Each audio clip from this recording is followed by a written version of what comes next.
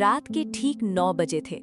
आसमान में बादल इतने नीचे झुकाए थे जैसे पूरी दुनिया को निगल लेना चाहते हों। शहर के पुराने रेलवे स्टेशन पर आखिरी पैसेंजर ट्रेन सीटी मार रही थी। प्लेटफॉर्म लगभग खाली था। पीली टिमटिमाती लाइटें बार-बार बुझ और जल रही थी। उसी प्लेटफॉर्म पर खड़ा था नील।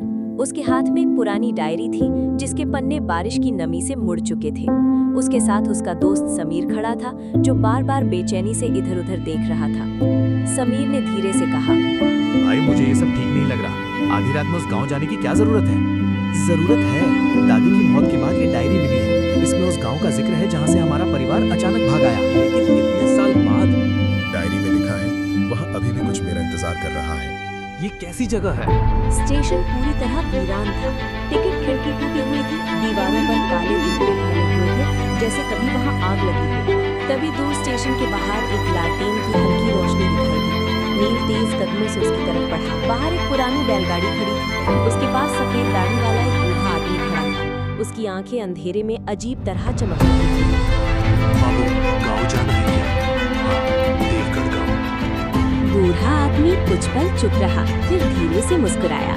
बहुत साल बाद किसी ने उस गांव का नाम लिया है। आर्यगढ़ राज्य अपनी समृद्धि, विशाल सेनाओं और न्यायप्रिय शासन के लिए दूर दूर तक प्रसिद्ध था। ऊंचे किलों और चमकते महलों के पीछे मगर एक ऐसा अंधेरा पल रहा था जो पूरे राज्य को निगलने की तैयारी कर रहा था। राजा समरवीर उम्रदराज हो चुके थे। उनका इकलौता पुत्र युवराज आर्यमान वीर, बुद्धिमान और प्रजा का प्रिय था। प्रजा को विश्वास था कि आर्यमान के हाथों में राज्य का भविष्य सुरक्षित रहेगा।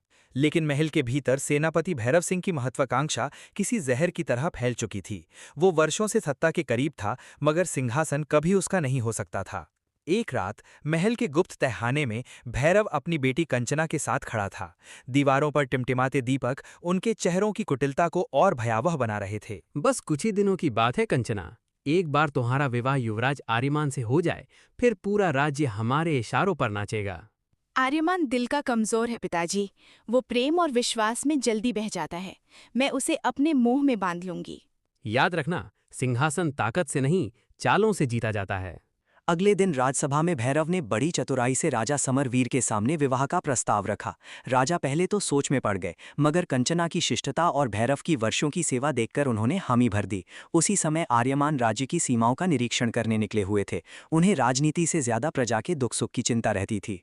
यात्रा करते करते वो एक छोटे से गांव चंद्रपुर पहुंचे। गांव सूखे की